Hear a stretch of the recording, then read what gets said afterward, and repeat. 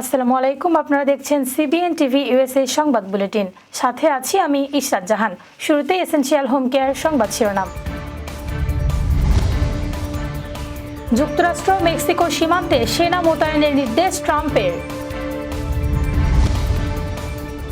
Loss অ্যাঞ্জেলেসে ফের দাবানল, কয়েক ঘন্টায় ৮,০০০ একর গ্রাস। নিরপেক্ষ ভূমিকা পালন করতে পারছে না অন্তর্বর্তী সরকার, অভিযোগ মির্জা ফখরুলের। এবং ডিসেম্বর অথবা জানুয়ারিতে নির্বাচন, ভোট হবে ব্যালটে, জানালেন ইসি মাসুদ। শুনছিলেন এসেনশিয়াল হোম কেয়ার সংবাদ শিরোনাম, এবার বিস্তারিত।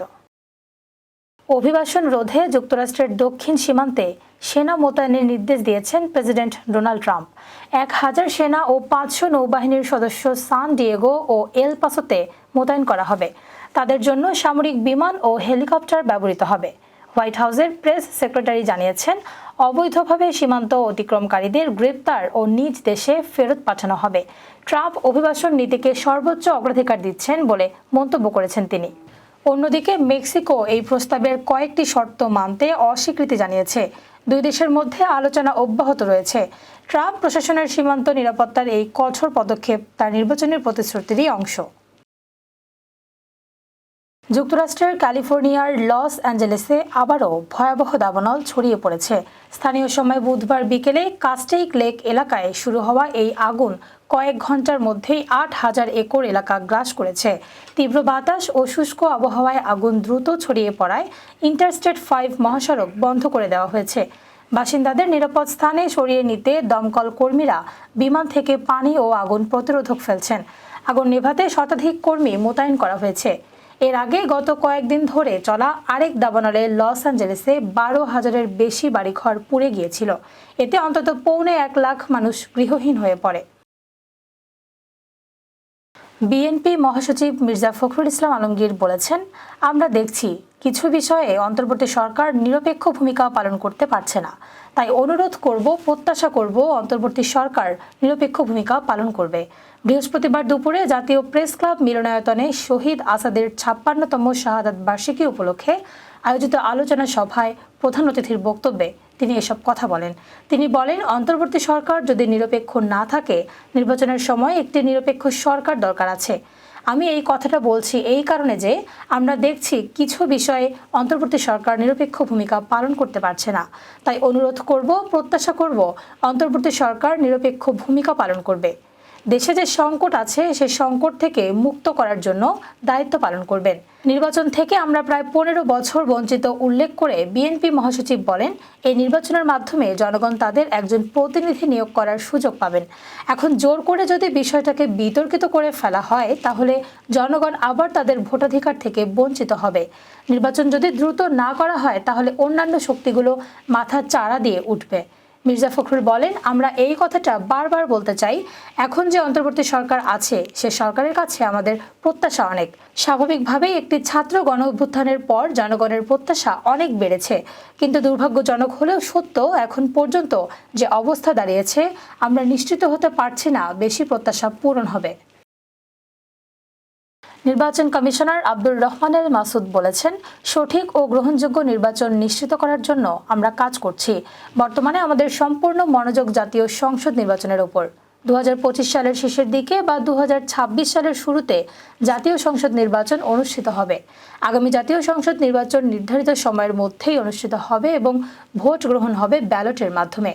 বৃহস্পতিবার বেলা ১১টায় ভোটার তালিকা হালনাগাদ ২০২৫ উপলক্ষে পটুয়াখালী জেলা নির্বাচন অফিসে মতবিনিময় সভায় তিনি এসব কথা বলেন।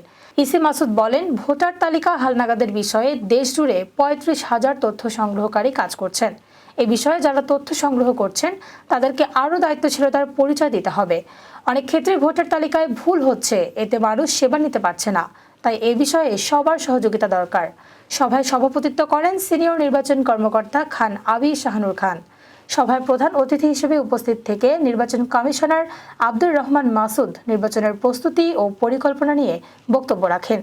সভায় পটুয়াখালী জেলার সব উপজেলার নির্বাচন কর্মকর্তা, নির্বাচন সংশ্লিষ্ট ব্যক্তিবর্গ এবং গণমাধ্যম কর্মীরা উপস্থিত ছিলেন। এবারে কর্ণফুলী ইনকাম ট্যাক্স সংবাদ শিরোনাম।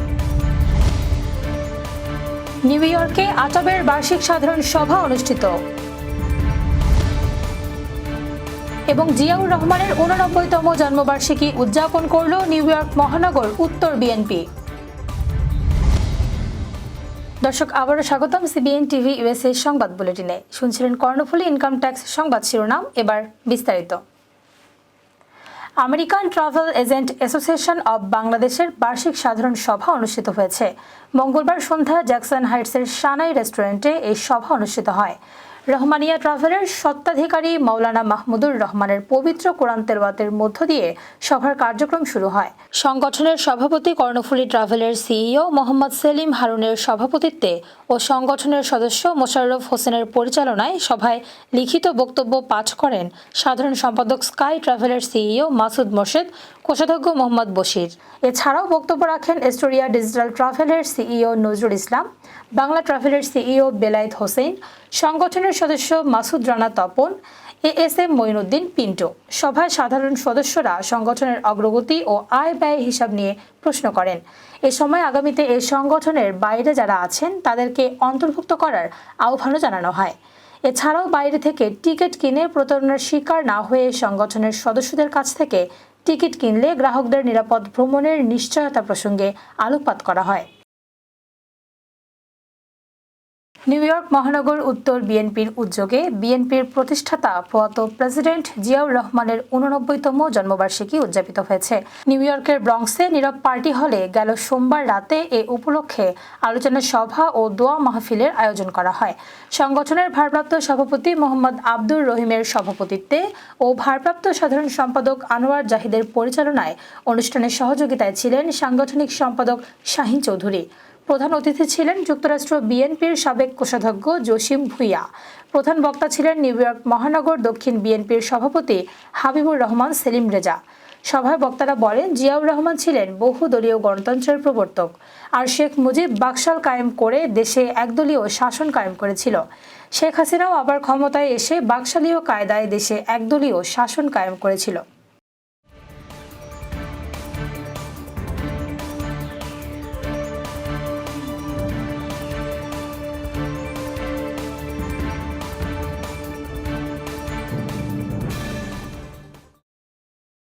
প্রতিদিনের উল্লেখযোগ্য ঘটনা কালক্রমে রূপ নেয় ইতিহাসে।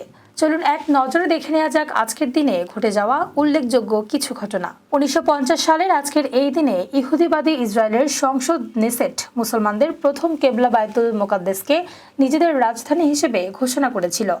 1997 সালের আজকের এই দিনে মার্কিন যুক্তরাষ্ট্রের প্রথম নারী হিসেবে Madeleine Albright secretary of stat নিযুক্ত হন। 2001 সালে আজকের এই দিনে বাংলাদেশের চতুর্থ আদমশুমারি শুরু হয়। দর্শক, এই ছিল সিবিএন টিভি ইউএসএ সংবাদ বুলেটিনে।